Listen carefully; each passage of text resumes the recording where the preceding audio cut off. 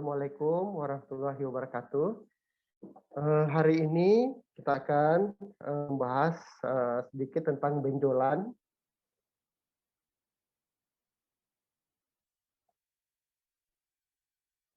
Banyak benjolan-benjolan di tubuh kita yang awalnya kita anggap itu sepele. Ya. Benjolan itu sendiri nantinya itu ada yang disebut neoplasma atau tumor, nantinya bisa ganas atau bisa jinak. Nah, perbedaan antara ini awalnya benjolan adalah yang abnormal itu disebut tumor. Bisa berupa kelainan bawaan dari lahir, merupakan suatu infeksi atau tumor itu sendiri. Ya.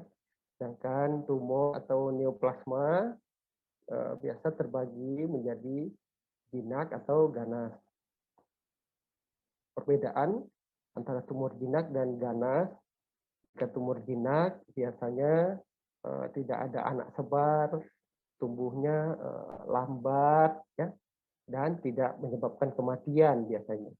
Tapi bila tumornya menjadi ganas, itu tumbuhnya cepat, dia melekat di otot-otot sekitar, ya, tumbuhnya cepat, dan jika tidak ditangani dengan baik akan berakhir dengan kematian.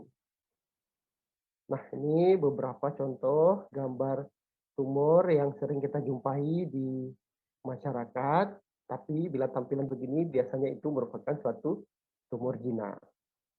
Nah, perbedaannya secara sel atau secara mikroskopik bila kita lihat dengan mikroskop. Jadi bila tumor jinak itu tumbuhnya rapi, rata, tidak menyebar ke luar-luar kapsul, ya.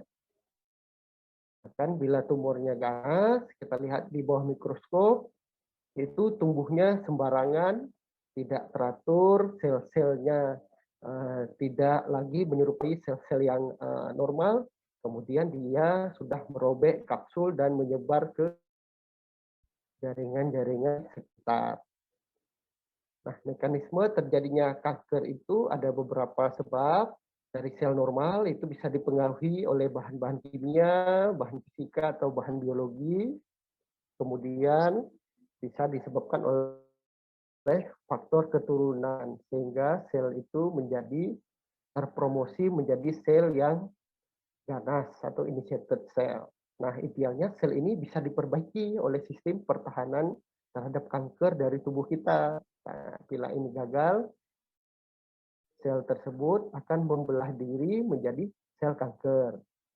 Nah, ini beberapa bahan yang bisa menyebabkan terjadinya inisiasi atau perubahan dari sel menjadi sel ganas, ya.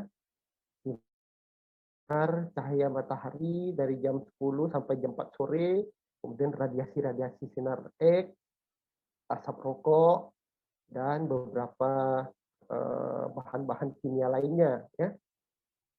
Ini juga bahan biologi, ada cacing, ada bakteri, ada virus, ya. Nah, cara untuk mengetahuinya bagaimana? Kita lihat gejala-gejala yang timbul. Ada baiknya diperiksakan ke orang-orang kesehatan atau ke bagian medis, ya. Nah, itu gejala pertumbuhan tumor itu biasanya dia berupa benjolan, itu yang paling sering. Nah, bisa aja benjolan ini nantinya menjadi luka atau adanya perubahan-perubahan tai lalat, ya. Kemudian ada saluran cernanya tersumbat, perutnya menjadi kembung, kemudian pucat, kehilangan darah tanpa sebab yang jelas, ya.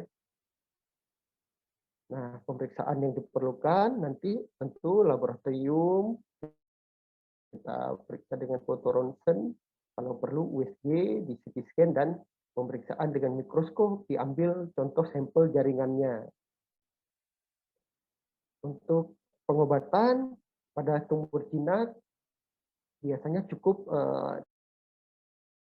operasi saja, tapi setelahnya selesai, ya. tidak ada kelanjutannya. Tapi pada tumor yang ganas itu sangat tergantung pada stadiumnya, stadium waktu si pasien datang awalnya berobat. Nah, penanganannya nanti selain operasi saja, mungkin diperlukan radiasi, sinar, atau kemoterapi. Nah, misalnya kanker tiroid atau kanker gondok. Ya. Nah, ini setelah dioperasi, nanti dia memerlukan tindakan berikutnya, baik kemo ataupun radiasi. Ya, ini tumor-tumur otot. Nah, ini setelah diangkat, serta akar-akarnya, nanti kita lihat apakah dia gradingnya tinggi atau tidak, kemudian ukurannya. Ya. Nah, ini untuk tumor-tumor lidah. Ya. Juga harus hati-hati, ada sedikit luka yang tidak sembuh-sembuh di lidah. Nah, harus hati-hati. Ya.